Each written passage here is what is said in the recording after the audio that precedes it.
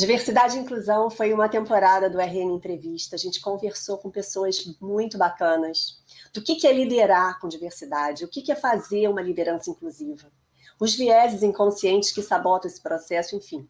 A gente conversou um pouquinho disso tudo e compilou aqui nos melhores momentos.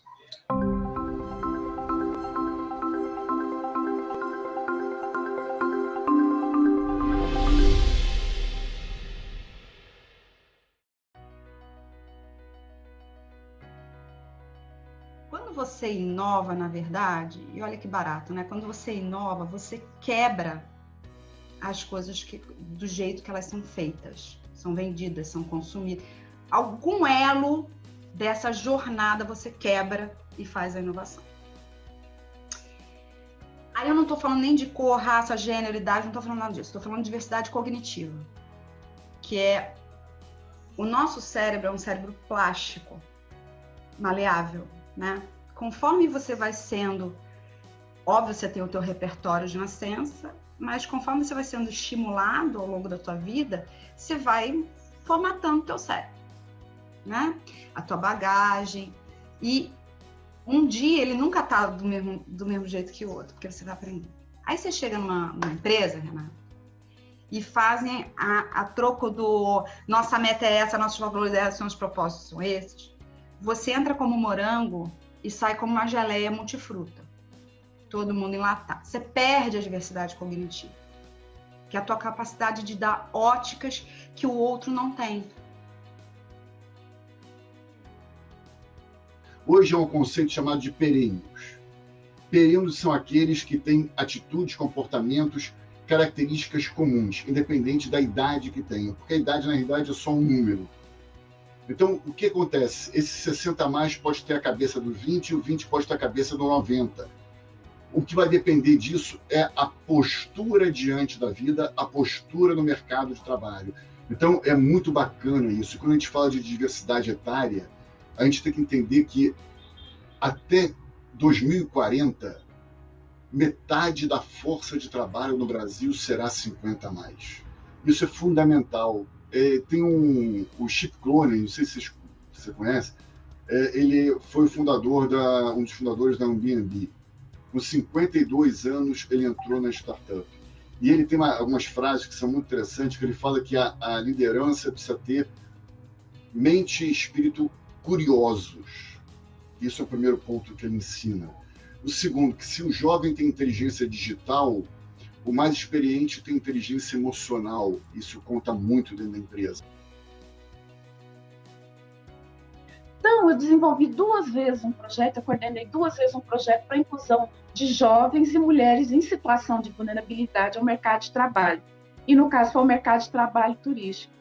E o que a gente aprende com isso? O que essas pessoas precisam? De qualificação. Outra, um grande upgrade nas suas autoestimas, no seu empoderamento, em dizer eu sou capaz, né? O outro, um plano de vida e carreira no qual ela se mostra, eu sou capaz, eu tenho uma rede minimamente de apoio e eu tenho um setor profissional de empresários que estão aptos a me receber. E não é só fazer o curso de qualificação e ter um plano de carreira, eu preciso de um acompanhamento tanto técnico no meu local de trabalho, quanto de uma mentoria que vai me direcionando. Mas a Google Brasil já faz isso há alguns anos, né? Se não me engano, eles já estão na 4ª ou 5ª edição do programa deles, que é um trainee voltado para jovens negros, no qual eles se qualificam. O jovem ele tem 2 anos para ficar na empresa, se qualificar e alçar outras vagas ou sair melhor preparado para o mercado de trabalho. E a Google ela tem mudado, né, tanto a estrutura dela com a diversidade, quanto as próprias proposições e a forma como ela tem atuado na sociedade, né? Então, o Magazine Luiza ele está seguindo também outras experiências muito bem-sucedidas. Nós precisamos ter inclusão a esta diversidade. Por quê? Se nós olharmos dados estatísticos da PNAD contínua, do IBGE, nós somos um país com maioria de mulheres. E se nós olharmos, mais de 50% da população se declara negra. E aí a gente se pergunta, de fato, as mulheres negras ocupam estes lugares, elas estão incluídas? Não necessariamente. Então, a diversidade, novamente, ela está posta, mas não necessariamente as pessoas são incluídas. Então, eu acho que a grande importância aqui é a gente analisar justamente essa palavra. Quais são as iniciativas e como essa diversidade ela tem sido gerida. Se eu não tiver uma liderança e uma cultura dentro da organização que sustente isso, isso não vai se sustentar ao longo do tempo. Então, eu preciso passar por capacitação da liderança e conscientização de toda a empresa a respeito do tema. Falar o que funciona, o que não funciona. Eu preciso dar clareza para as pessoas de que termos que são ofensivos, como que eu me comunico, o que para você pode ser uma piadinha, mas que para a pessoa que é o alvo da piada não é legal. Eu preciso dar essa consciência. Nós estamos vindo num momento de elevação de consciência a respeito do tema como sociedade, mas nós temos pessoas em pontos de jornada muito diferentes em relação à diversidade e inclusão. Então, eu preciso colocar todo mundo na mesma página, dar essa consciência para, a partir disso, começar a incluir cada vez mais.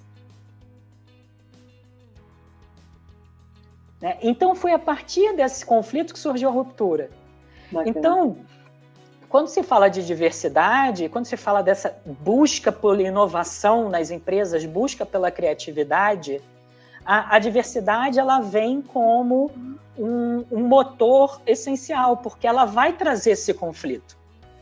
Você não pode achar que você vai trazer pessoas diversas, que têm vivências muito diferentes, que vêm de realidades muito diferentes, e você não vai ter conflito. O conflito vai existir. E graças a Deus que o conflito existe. Porque é a partir desse conflito que vão surgir as inovações. Aquela velha história, se você tem 6 pessoas numa sala que pensam iguais, você tem 5 pessoas demais na sala. Eu fui executiva e eu era uma executiva extremamente masculinizada. Eu fiquei grávida 3 vezes na empresa. E quando às vezes tinha uma funcionária que ficava grávida, eu falei, agora ficou grávida, vai se encostar. Mas caramba, eu mesma tinha ficado grávida e não tinha feito isso. Então eu digo que nós mulheres também, às vezes, precisamos nos entender como machistas em desconstrução. Porque nós somos criadas nessa condição de separação de papéis, de gênero, tudo isso é muito enraizado na nossa cultura tão patriarcal. Então eu precisei parar, fazer esse movimento de reflexão crítica, revisitar os meus valores, repensar por que eu pensava daquele jeito e me libertar disso, de falar, não, eu sou mulher e eu sou ótima sendo mulher. E eu sendo mulher sensível, eu não tenho fragilidade, eu tenho força. Eu fico muito feliz quando falo isso, porque a gente não imagina esse mundo. Aí quando você pega, eu falava assim, eu não acredito que ele não enxerga, eu não acredito. Ele está enxergando, entendeu? Olha que coisa linda, não é não? Você fala assim, olha que coisa bacana que eu estou entregando para essa pessoa, a capacidade dela conviver, entendeu? Dela consumir, dela ler, dela, sei lá, dela se relacionar, participar. E não só participar, mas de repente ela também ser um potencial de solução que estava inexplorado. Exatamente, exatamente. Você está dando chance, a gente está dando chance para essas pessoas, sabe, Renato? Imagino que eu fui um dos primeiros cadeirantes a entrar no corpo da empresa. E isso causa uma quebra, né? Uma quebra no que diz respeito à acessibilidade, principalmente. E aí, essa palavra, acessibilidade, para mim, ela se resume simplesmente na facilidade de me permitir fazer alguma coisa, e não na impossibilidade de fazer essa coisa. Tinha muitos degraus, então eu precisava de ajuda sempre para entrar numa sala de reunião ou para acessar um salão de trabalho. Nos banheiros não tinha como eu entrar direito também, só entrava na porta principal do banheiro, mas não tinha acesso aos reservados. Então, eu conheci o Júlio, na época era o Júlio, diretor de RH, e falei, Júlio, olha só, está acontecendo isso, cara, eu não consigo entrar nos lugares e não está legal. O que você pode fazer? Será que você pode melhorar um pouco isso enquanto diretor, né? Ele reformou o prédio inteiro, e aí inteiro mesmo, porque ele botou rampa em todos os andares, todas as rampas que existem lá hoje.